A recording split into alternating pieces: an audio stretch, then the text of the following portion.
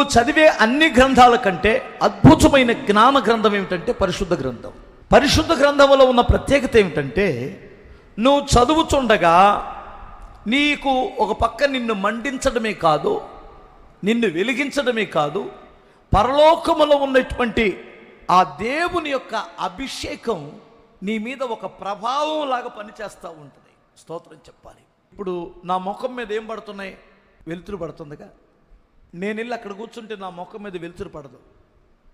ఇప్పుడు నేను ఒక ఫోకస్ లైట్ కింద ఉన్నా, ఆ పాయింట్లోకి వచ్చి కూర్చున్నా. నీవు దేవుని పాయింట్లోకి వచ్చి కూర్చోవు, దేవుని యొక్క మహిమ ఉన్న పాయింట్లోకి వచ్చి కూర్చోవు. అప్పుడు నీ మీద ఆ మహిమ ఉదయిస్తుంది. ఎంతమందికి అర్థమవుతుంది? ఎక్కడుందా పాయింట్? నువ్వు బైబిల్ చదువుతున్నప్పుడు ఖచ్చితంగా సరైన ఫోకస్ ఉన్న స్థలంలోనికి వచ్చావు.